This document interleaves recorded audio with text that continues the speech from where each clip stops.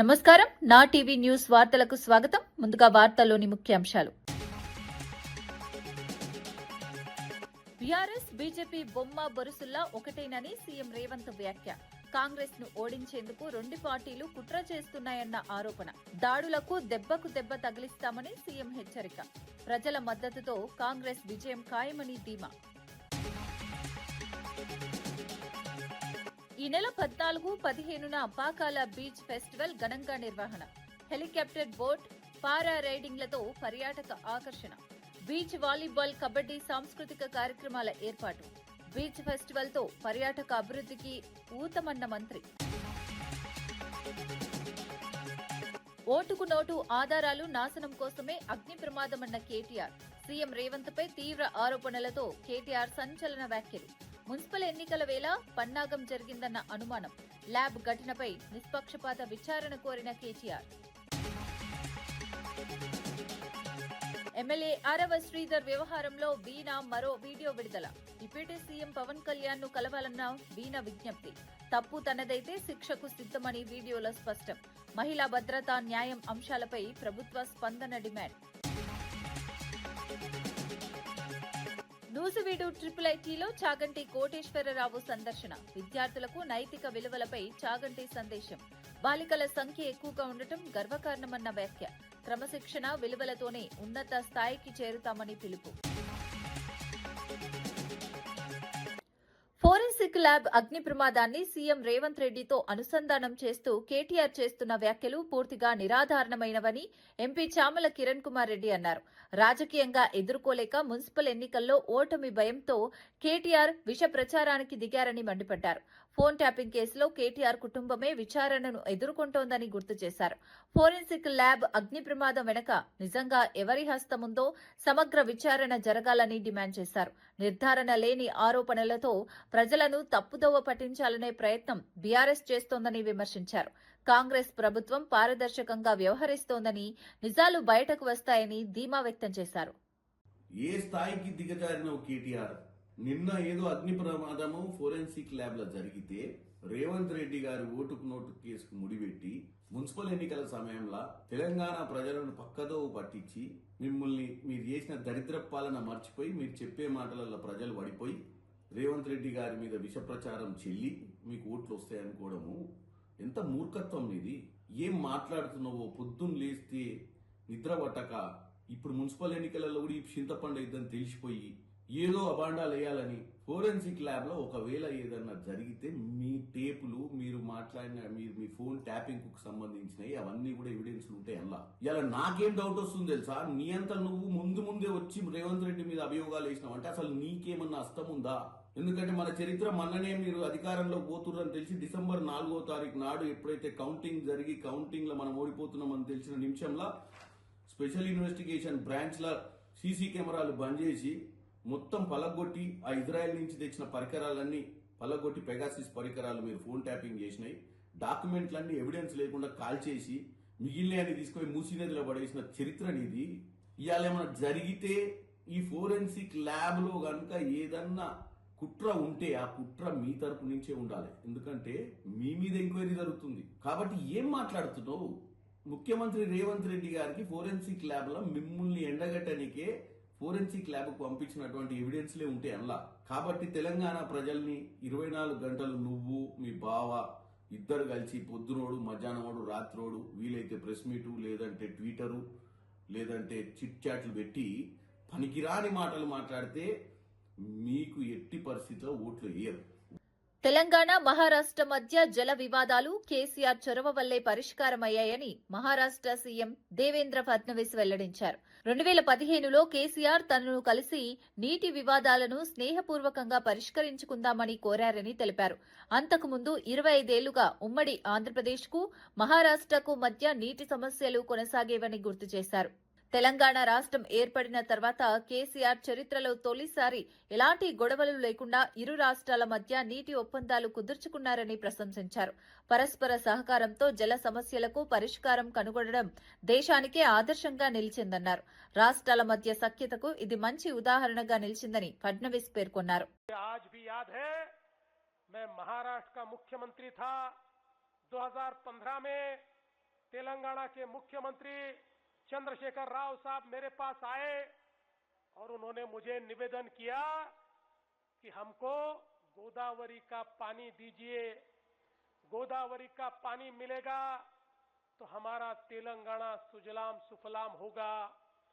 25 सालों से पुराने आंध्र प्रदेश का और महाराष्ट्र का झगड़ा चलता था। महाराष्ट्र कहता था हम पानी नहीं देंगे क्योंकि हमारा गढ़चिरौली डूब जाएगा। आंध्र प्रदेश कहता था हमको पानी दीजिए।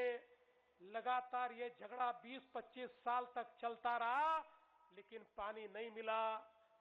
मैंने चंद्रशेखर राव साहब को कहा कि देखिए आप हमारे पड़ोसी हैं, ये भारत एक देश है, हम झगड़ना नहीं चाहते। तेलंगाना में रहने वाले लोग भी मेरे भारत के लोग हैं, अगर उन्हें पानी मिलता है तो मुझे बहुत खुशी है, मैं पानी देने को तैयार हूं। मैंने उनको समझाया कि आप थोड़ी सी हाइट अगर कम करेंगे तो आपको पानी भी मिलेगा, आपका पूरा तेलंगाना सुजलाम सुफलाम भी होगा और मेरा गढ़चिरौली भी डूबने से बचेगा। और उसके बाद हमने समझौता తిరుమల లడ్డూ ప్రసాదం కల్తీ నెయ్యి వివాదంపై వైసీపీ ప్రజలకు బహిరంగ క్షమాపణ చెప్పాలని సూళ్లూరుపేట ఎమ్మెల్యే విజయశ్రీ డిమాండ్ చేశారు. ఈ అంశంపై ఆమె ఆధ్వర్యంలో భారీ నిరసన ర్యాలీ నిర్వహించారు. గత వైసీపీ ప్రభుత్వ హయాంలో నెయ్యిలో రసాయనాలు, సింథటిక్ పదార్థాలు వాడి హిందువుల మనోభావాలను దెబ్బతీశారని ఆరోపించారు. సిట్ విచారణలో ఈ నిజాలు వెలుగులోకి వచ్చాయని పేర్కొన్నారు. భక్తుల విశ్వాసాలతో ఆడుకోవటం క్షమించరాని నేరమని ఆమె మండిపడ్డారు. అప్రవిత్తతకు కారణమైన వారిపై కఠిన చర్యలు తీసుకోవాలని, దేవాలయాల పవిత్రతను కాపాడాల్సిన బాధ్యత ప్రభుత్వానిదేనని స్పష్టం చేశారు.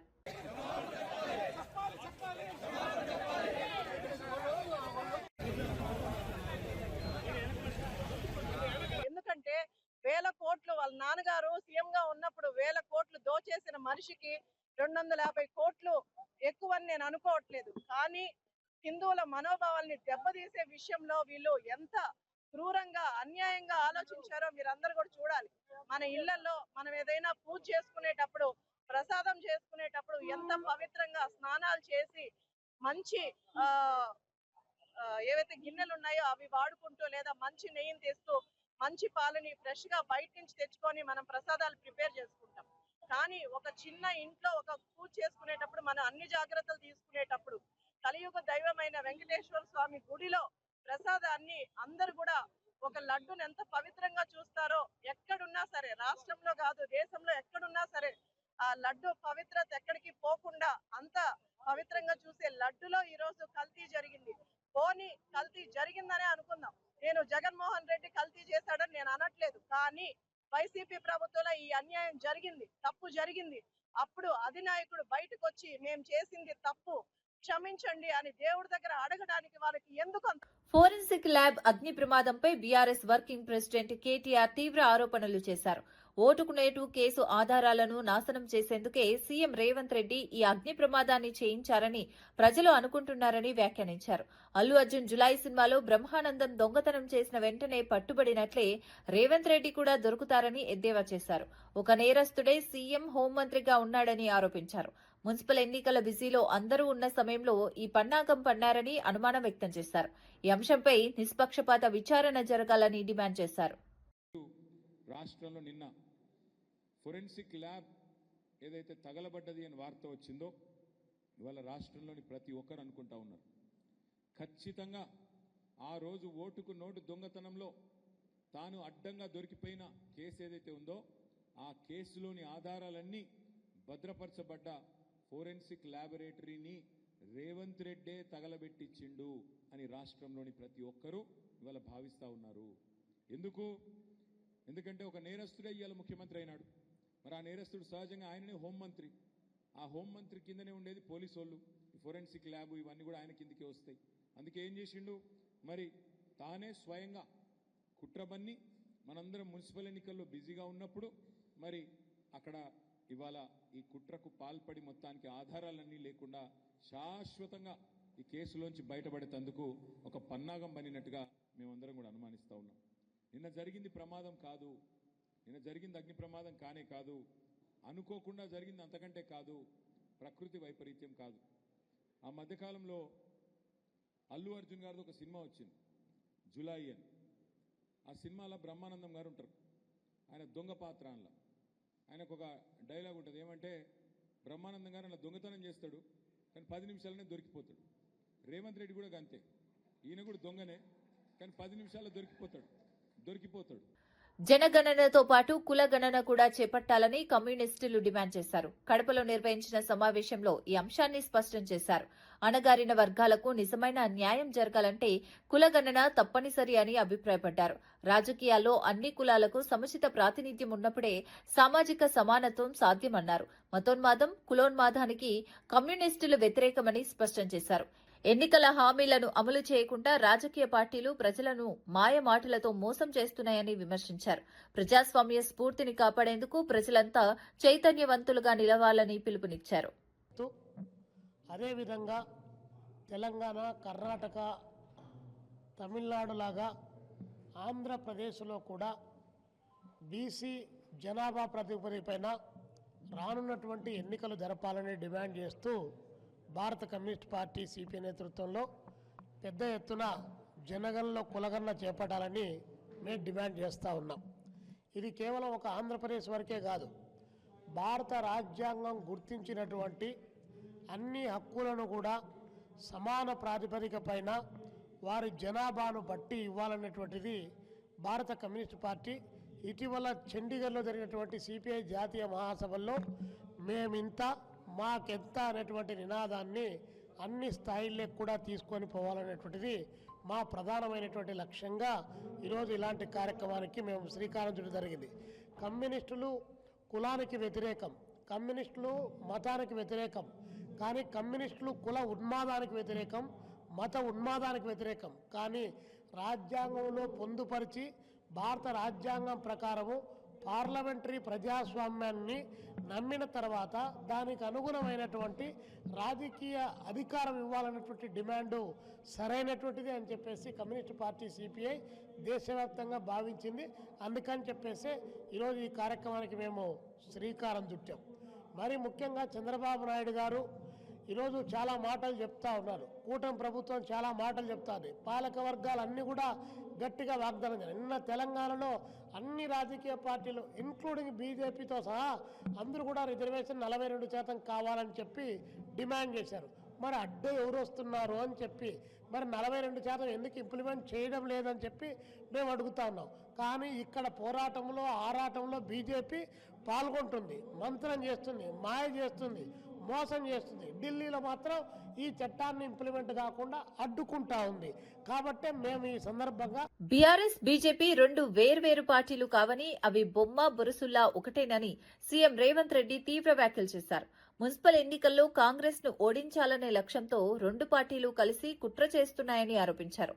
కాంగ్రెస్ పై దాడులు చేస్తే దెబ్బకు దెబ్బ తగిలిస్తామని హెచ్చరించారు. ఎవరిని ఎత్తికొచ్చినా ప్రజల మద్దతుతో కాంగ్రెస్ ను ఓడించడం సాధ్యం కాదన్నారు. ప్రజాస్వామ్యాన్ని దెబ్బతీసే రాజకీయాలకు కాంగ్రెస్ భయపడదని స్పష్టం చేశారు. ప్రజలకు ఇచ్చిన హామీలను అమలు చేస్తూ అభివృద్ధి, సంక్షేమంతో ముందుకు వెళ్తున్నామని చెప్పారు. మున్సిపల్ ఎన్నికల్లో ప్రజలు నిజాన్ని గుర్తించి కాంగ్రెస్ కు మద్దతిస్తారని ధీమా వ్యక్తం చేశారు. బీఆర్ఎస్, బీజేపీ వేరు కాదు, బొమ్మ బొరుసు లాంటి వాళ్ళు, బిల్లా రంగా లాంటి వాళ్ళు, వాళ్ళిద్దరు కూడబలుక్కొని ప్రత్యక్షంగా ఒకడు, పరోక్షంగా ఒకడు కాంగ్రెస్ పార్టీని ఓడగొట్టాలని, కాంగ్రెస్ పార్టీని దెబ్బ తీయాలనే ప్రయత్నం చేస్తున్నారు. దెబ్బకు దెబ్బ కొడదాం, ఎత్తుకు పై ఎత్తేద్దాం. ఎవడు గెలుస్తాడో రేపు మున్సిపల్ ఎన్నికల్లో చూసుకుందాం. బీజేపీ, బీఆర్ఎస్ఏ కాదు, కేసీఆర్, నరేంద్ర మోడీ, అమిత్ షానే కాదు, ఇక మీ తాతలు ముత్తాతలు ఉన్నా తీసుకొని రండి. మా కాంగ్రెస్ పార్టీ కార్యకర్తలు వాళ్ళ సంగతి తేలుస్తారు.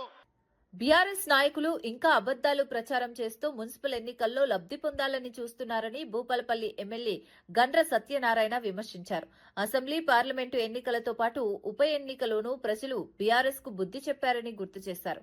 కాంగ్రెస్ ప్రభుత్వం సన్నబియ్యం, మహిళలకు ఉచిత బస్సు ప్రయాణం, 200 యూనిట్ల ఉచిత విద్యుత్, 500 గ్యాస్ సిలిండర్, రైతు రుణమాఫీ వంటి పథకాలను అమలు చేస్తోందన్నారు.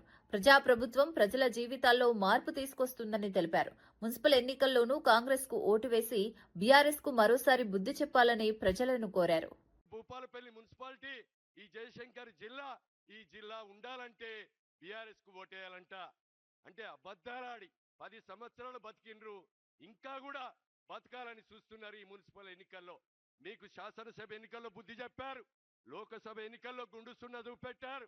ఈ నియోజకవర్గంలో 180 సర్పంచులుంటే 132 సర్పంచులను గెలిపించినా మీకు బుద్ధి చెప్పినా ఇంకా అబద్ధాలాడి ఈ జిల్లా పోతుంది, ఈ జిల్లా ముఖ్యమంత్రి రేవంత్ రెడ్డి గారు తీసేస్తున్నాడు అని అబద్ధాలాడి ఈరోజు మున్సిపల్ ఎన్నికల్లో గెలవాలని చూస్తున్నారు. ఈరోజు మేము టికెట్లు కూడా పేద వర్గానికి, దళితులకు, కార్యకర్త జెండా మోసి ఎవరైతే ఈ యొక్క వాడలో మరి యొక్క పనులు చేసినటువంటి వ్యక్తులకే మేము మరి బీఫారాలు అందియడం జరిగింది. మీరు దయతో మున్సిపల్ ఎన్నికల్లో ఈ మున్సిపల్ అభివృద్ధిలో మీరు భాగస్వాములు కావాలంటే రేవంత్ అన్న నాయకత్వాన్ని బలపరిచే విధంగా ఈ రోజు ఆడబిడ్డలకు ఉచిత బస్సు ప్రయాణం కల్పించి, ఈ రోజు ఇంట్లో వాడుకునే 200 యూనిట్ల కరెంటు కూడా ఫ్రీ ఇచ్చి, ఈ రోజు రేవంత్ అన్న ఇంట్లో తినే బువ్వ గాని, ఈ రోజు వేదిక మీద ఉన్నటువంటి పెద్దల ఇంట్లో తినే బువ్వను ఈ రోజు పేదవాని ఇంట్లో 14,000 కోట్ల రూపాయల భారం పడ్డ మన రేవంత్ అన్న సన్న బియ్యం అందిస్తున్నాడు. మిగులు రాష్ట్రాన్ని 8 లక్షల కోట్ల అప్పు చేసిన ఆ అప్పుకు 1,83,000 కోట్లు మరి అసలు మిత్తి కడుతూ మున్సిపల్ ఎన్నికల నేపథ్యంలో మంత్రి ఉత్తమ్ కుమార్ రెడ్డి హుజూరాబాద్, నేరేడుచెర్ల ప్రజలకు వీడియో సందేశం విడుదల చేశారు. ఇతర జిల్లాల్లో పార్టీ బాధ్యతలు ఉండటంతో ఆయా మున్సిపాలిటీల్లో నేరుగా ప్రచారం చేయలేకపోతున్నట్లు తెలిపారు. స్థానిక కాంగ్రెస్ నాయకులు, కార్యకర్తలు సమన్వయంతో ప్రచారం చేపట్టి అభ్యర్థులను గెలిపించాలని విజ్ఞప్తి చేశారు. కాంగ్రెస్ ప్రభుత్వం ప్రజలకిచ్చిన హామీల అమలుపై దృష్టి సారించిందని చెప్పారు. అభివృద్ధి, సంక్షేమమే లక్ష్యంగా పనిచేస్తున్న కాంగ్రెస్ కు మున్సిపల్ ఎన్నికల్లో మద్దతివ్వాలని కోరారు. స్థానిక పాలక వర్గం బలంగా ఉంటే పట్టణాల అభివృద్ధి వేగంగా జరుగుతుందని ఆయన స్పష్టం చేశారు. ఈ మున్సిపల్ ఎన్నికల సందర్భంగా నాకు వేరే జిల్లాలో బాధ్యత ఇచ్చారు కాబట్టి నేను కోదాడు మున్సిపాలిటీ, హుజూర్నగర్ మున్సిపాలిటీ, నేరేడుచెర్ల మున్సిపాలిటీలో ఉధృతంగా ప్రతిరోజు ప్రచారంలో పాల్గొనలేకపోతున్నాను. నేను ఒక అపీల్ చేస్తున్నా, మరి ఈ మున్సిపాలిటీల బయట గ్రామాల్లో, రూరల్ ఏరియాస్లో ఉన్న కార్యకర్తలు, నాయకులు అందరూ కూడా మరి కోదాడులో ఉన్న వాళ్ళు కోదాడు మున్సిపాలిటీలో, హుజూర్ నగర్ చుట్టుపక్కల ఉన్న వాళ్ళు హుజూర్ నగర్ మున్సిపాలిటీలో, నేరేడుచెర్ల చుట్టుపక్కల ఉన్న వాళ్ళు నేరేడుచెర్ల మున్సిపాలిటీలో ఈరోజు రేపు మన అభ్యర్థులతో కలిసి ప్రచార కార్యక్రమంలో పాల్గొనవలసిందిగా సవినయంగా విజ్ఞప్తి చేస్తున్నాను. అదేవిధంగా మరి ఈ 2 నియోజకవర్గాల్లో మరి మీరు గ్రామీణ ప్రాంతాల్లో ఉన్న, ఊర్లలో ఉన్న ఈ మున్సిపాలిటీస్లో మీకు పరిచయం ఉన్న వాళ్ళు, మీ బంధుమిత్రులకి మన అభ్యర్థులకి ఓటు వేయాల్సిందిగా మీరు వారికి రిక్వెస్ట్ చేయమని చెప్పి మిమ్మల్ని నేను కోరుతున్నాను. శ్రీవారి లడ్డూ నెయ్యిలో జంతు కొవ్వు కల్తీ జరగలేదని జనసేన ఎమ్మెల్యే ఆరణి శ్రీనివాసులు అంగీకరించారు. సిట్, ఎన్డీడీబీ నివేదికల్లో ఈ విషయం స్పష్టంగా పేర్కొన్నట్లు వెల్లడించారు. సీబీఐ సిట్ ఛార్జిషీట్లోనూ అదే అంశం ఉందని చెప్పారు. అయితే కొద్దిసేపటికి కూటమి ప్రభుత్వానికి అనుకూలంగా తన వ్యాఖ్యలను సవరించడం రాజకీయంగా చర్చనీయాంశంగా మారింది. లడ్డూ వివాదంపై జరుగుతున్న రాజకీయ ఆరోపణల మధ్య ఈ వ్యాఖ్యలు ప్రాధాన్యం సంతరించుకున్నాయి. భక్తుల విశ్వాసాలకు భంగం కలగకుండా వాస్తవాలను మాత్రమే ప్రజల ముందు ఉంచాలని పలువురు అభిప్రాయపడుతున్నారు. ప్రజలకు తెలియజేయడం జరిగింది. ఎన్డీడీబీ నివేదిక, సిట్ నివేదికలో ఎక్కడా కూడా కానీ నెయ్యిలో కల్తీ జరగలేదనేసి స్పష్టంగా చెప్పడం జరిగింది. ఇది నచ్చక ఒక అబద్ధాన్ని పదే పదే చెప్తే అబద్ధం నిజమవుతుందనే ఒక మూర్ఖత్వంతో తాడేపల్లిలో ఉన్న జగన్మోహన్ రెడ్డి, ప్యాలెస్లో ఉన్న జగన్మోహన్ రెడ్డి, వారి ముఠా నాయకులు, వారి నాయకులందరూ కూడా కలిసి గత 5 ఏళ్ల కాలంలో నెయ్యిలో కల్తీ జరగలేదు అనేసి చెప్పడం జరిగింది. ఒక పక్కేమో 4 సంవత్సరాలు తిరుమల తిరుపతి దేవస్థానంలో చైర్మన్గా పనిచేసిన నూజివీడు ఐఐటీని ప్రముఖ ప్రవచనకర్త చాగంటి కోటేశ్వరరావు సందర్శించారు. విద్యార్థులకు నైతిక విలువలపై ఆయన సందేశమిచ్చారు. గ్రామీణ విద్యార్థులకు ఆశ్రయంగా నిలుస్తున్న ఐఐటీని ప్రశంసించారు. బాలుర కంటే బాలికల సంఖ్య ఎక్కువగా ఉండటం గర్వకారణమని వ్యాఖ్యానించారు. క్రమశిక్షణ, విలువలతో కూడిన విద్యతోనే ఉన్నత స్థాయికి చేరుకోవచ్చని సూచించారు. విద్యార్థుల ఎదుగుదలకు ఉపయోగపడే విషయాలను పంచుకోవడం ఆనందంగా ఉందన్నారు. ఆయన ప్రసంగాన్ని విద్యార్థులు ఆసక్తిగా విన్నారు. ఈ కార్యక్రమం విద్యార్థుల్లో ప్రేరణ కలిగించిందని కళాశాల వర్గాలు పేర్కొన్నాయి. విద్యార్థులకు కట్టుకొమ్మగా ఉన్నటువంటి విశ్వవిద్యాలయం ట్రాంక్యులైటీ మ్యూజియం. అందున చాలా చాలా సంతోషించవలసిన విషయం ఏంటంటే ఇక్కడ బాలుర కన్నా కూడా బాలికలు ఎక్కువగా ఉండడం, విశేషించి ఈ మధ్య కాలంలో బాలుర యొక్క వసతి గృహాలు కూడా బాలికలకి ఇవ్వవలసినంత మంది చేరడం, అంత బాగా చదువుకోవడం, అంత క్రమశిక్షణతో వాళ్ళు జీవితంలో వృద్ధిలోకి రావడం మనందరం కూడా ఎంతో సంతోషించదగ్గ విషయం. ఇటువంటి గొప్ప విశ్వవిద్యాలయానికి రావడం, ఆ పరమ క్రమశిక్షణతోటి ప్రేమతోటి ఉన్న పిల్లలందరినీ చూసి వాళ్ళకి బాగా వృద్ధిలోకి రావడానికి ఏ మంచి విషయాలు కొన్ని చెప్తే నాకు సంతోషంగా ఉంటుందో అటువంటి విషయాలు ఆ పిల్లలతో పంచుకోవడం ఎంతో ఆనందాన్ని ఇచ్చింది. డాక్టర్ అమరేంద్ర గారు ఇక్కడికి నేను రావాలని, పిల్లలకి నైతిక విలువల గురించి 4 మాటలు చెప్పాలని ఎంతో ఆతృత పొందారు. ఇవాళ ఆయన కూడా సంతోషించడం, ఇక్కడికి రావడం నాకు ఎంతో ఆనందాన్ని ఇచ్చింది. ఈ సంస్థ ఇంకా ఇంకా వృద్ధిలోకి వచ్చి దేశానికి పట్టుకొమ్మ కావాలి అని నేను మనస్ఫూర్తిగా. బంగ్లాదేశ్లో హిందువులు సహా మైనారిటీలపై జరుగుతున్న దాడుల నేపథ్యంలో ఆర్ఎస్ఎస్ చీఫ్ మోహన్ భగవత్ కీలక వ్యాఖ్యలు చేశారు. మైనారిటీ భద్రత, హక్కులు కాపాడాల్సిన బాధ్యత ప్రతి ప్రజాస్వామ్య ప్రభుత్వానిదేనని ఆయన అన్నారు. పొరుగు దేశాల్లో మతపరమైన వేధింపులు పెరుగుతున్న తీరు ఆందోళనకరమని పేర్కొన్నారు. మతం పేరుతో హింసకు పాల్పడటం నాగరిక సమాజ లక్షణం కాదన్నారు. భారతదేశం ఎప్పుడూ సర్వమత సమాభావాన్ని పాటిస్తోందని, అదే విలువలు ప్రపంచానికి ఆదర్శమని చెప్పారు. మైనారిటీలపై దాడులు జరగకుండా అంతర్జాతీయ సమాజం స్పందించాల్సిన అవసరం ఉందన్నారు. శాంతి, సామరస్యం ద్వారానే సమాజ పురోగతి సాధ్యమని మోహన్ భగవత్ స్పష్టం చేశారు.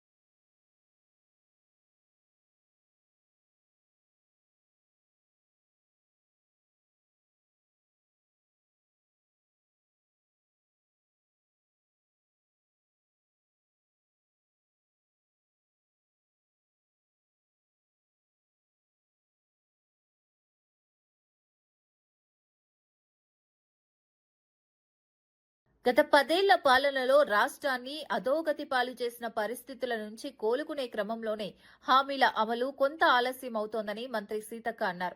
గత ప్రభుత్వం చేసిన ఆర్థిక అస్తవ్యస్త వల్ల రాష్ట్రం తీవ్రమైన ఆర్థిక ఒత్తిడిలో ఉందని పేర్కొన్నారు. ఆ పరిస్థితులను సరిచేసుకుంటూ సంక్షేమ పథకాలను అమలు చేస్తున్నామని చెప్పారు. ప్రజలకు ఇచ్చిన హామీలను విస్మరించలేదని, క్రమంగా అన్ని పథకాలను అమలు చేస్తామని హామీ ఇచ్చారు. పాలనలో పారదర్శకత, బాధ్యతాయుత వైఖరితో ముందుకెళ్తున్నామని తెలిపారు. కొంత సమయం పడినా ప్రజలకు మేలు చేసే నిర్ణయాలే తీసుకుంటామని స్పష్టం చేశారు. ప్రజలు సహనం చూపించాలని ఆమె విజ్ఞప్తి చేశారు. కేసీఆర్ వచ్చిందా, వాళ్ళ నాయకులకు వచ్చిందా? ఇవాళ పేదోళ్ళు గుడిసెలలో ఉంటే కూడా 100 రూపాయలు వేసి మరి ఒక్క రోజు కూడా వాళ్ళ బిల్లు మాఫీ చేయలే. కరెంటు బిల్లులు ముక్కు వెండి వసూలు చేసినావు, బిల్లు కట్టకుంటే కరెంటు కట్ చేసిండు కాలనీలల్లా. దయచేసి ఈ రోజు కాంగ్రెస్ పార్టీ అధికారంలో ఉంది, మరి ప్రజారంజక పాలనతో మళ్ళీ అధికారంలోకి వచ్చేది కాంగ్రెసే. కానీ ఈ 3 ఏళ్లు కూడా మరి అద్భుతంగా భువనగిరి పట్టణం ముందుకు పోవాలంటే కాంగ్రెస్ పార్టీ అభ్యర్థులను గెలిపించండి అని మేము కోరుకుంటా ఉన్నాం. ఈ నెల 14, 15 తేదీల్లో పాకాల బీచ్ ఫెస్టివల్ ను అద్భుతంగా నిర్వహించనున్నట్లు మంత్రి డోలా బాల వీరాంజనేయ స్వామి తెలిపారు. ప్రకాశం జిల్లా సింగరాయకొండ మండలంలో జరగనున్న ఈ వేడుకలకు సంబంధించిన ఏవీని మంత్రి విడుదల చేశారు. బీచ్ ప్రాంతంలో పారిశుద్ధ్య పనుల్లో స్వయంగా పాల్గొని ఏర్పాట్లను పరిశీలించారు. ఫెస్టివల్లో హెలికాప్టర్ రైడింగ్, బోట్ రైడింగ్, పారా రైడింగ్ వంటి సాహస క్రీడలు, బీచ్ వాలీబాల్, బీచ్ కబడ్డీ పోటీలు నిర్వహించనున్నట్లు తెలిపారు. సాంస్కృతిక కార్యక్రమాలు, ఫుడ్ స్టాల్స్ తో పర్యాటకులను ఆకర్షించేలా ఏర్పాట్లు చేస్తున్నామన్నారు. ఈ బీచ్ ఫెస్టివల్ ద్వారా పర్యాటక అభివృద్ధికి ఊతం లభిస్తుందని ఆయన పేర్కొన్నారు. బీచ్ లో స్పీడ్ బోట్ రైడింగ్, పారాగ్లైడింగ్ అంటే ఇలాంటివి అన్నిటి కూడా మనం ఏర్పాటు చేస్తున్నాం. సంక్రాంతి సీజన్ లో అయితే 8, 10, 11 వేల మంది ఈ బీచ్ రావడం జరిగింది. ఇక్కడికి విచ్చేసేటువంటి పర్యాటకుల్ని అలరించేటువంటి కార్యక్రమాన్ని కూడా 14, 15 తేదీల్లో పూర్తిగా చేస్తున్నాం. పాకల బీచ్ ఫెస్టివల్ మనకి విజయవంతంలో మీ అందరి పాత్ర కావాలని, మీకు కుటుంబ సభ్యులందరూ కూడా వచ్చి ఒక సేవ చేరి ఆనందంగా ఆహ్లాదం పొందాలని చెప్పేసి ఈ ఫెస్టివల్కి మనస్ఫూర్తిగా జిల్లా యంత్రాంగం తరఫున నేను ఇన్వైట్ చేస్తూ సెలవు తీసుకున్నాను. Thank you very much. MLA ఆరవ శ్రీధర్ వ్యవహారంలో బాధితురాలు వీణ మరో వీడియో విడుదల చేశారు. ఈ video deputy CM Pawan Kalyan కు చేరేలా చూడాలని ఆమె కోరారు. జరిగిన ఘటనలో తప్పు తనదే అయితే శిక్ష అనుభవించేందుకు సిద్దమని స్పష్టం చేశారు. న్యాయం కోసం పవన్ కళ్యాణ్ ను వ్యక్తిగతంగా కలవాలన్నదే తన ఆకాంక్షగా తెలిపారు. తన మాటను ఎవరూ వినడం లేదని, ఈ విషయంలో న్యాయపరమైన పరిష్కారం కావాలని కోరారు. ఈ వీడియో రాజకీయంగా చర్చనీయాంశంగా మారింది. మహిళ భద్రత, న్యాయం అంశాలపై ప్రభుత్వం స్పందించాలని పలువురు డిమాండ్ చేస్తున్నారు. ఐ రిక్వెస్ట్ పవన్ కళ్యాణ్ గారు, డిప్యూటీ సీఎం పవన్ కళ్యాణ్ గారు, నేను మిమ్మల్ని కలవాలనుకుంటున్నానండి. మీకు ఈ విషయం ఎంతవరకు చేరవేశారో, ఎంతవరకు చేరిందో, మీకు కంప్లీట్ విషయం తెలుసో తెలీదో, మీకు అంత టైం ఉందో లేదో నాకు తెలీదు. బట్ ప్రాబ్లం అయితే నాదండి. ప్రాబ్లం జరిగింది మీ పార్టీ ఎమ్మెల్యే మీద. ప్లస్ నేను మీ డిపార్ట్మెంట్ అండి. మిమ్మల్ని కలిసే హక్కు నాకుంది ఖచ్చితంగా. అందుకే పవన్ కళ్యాణ్ గారు, నేను మిమ్మల్ని ఎంత త్వరగా వీలైతే అంత త్వరగా కలిసి ఈ విషయం గురించి మీకు వివరించి మిమ్మల్ని న్యాయం అడగాలనేసి నేను కోరుకుంటున్నానండి. దయచేసి ఈ వీడియోని పవన్ కళ్యాణ్ గారికి రీచ్ అయ్యేటట్టు స్ప్రెడ్ చేద్దాం. నా విషయంలో న్యాయం లేకపోతే నాకే శిక్ష పడుతుంది, అది నేను ఒప్పుకుంటాను.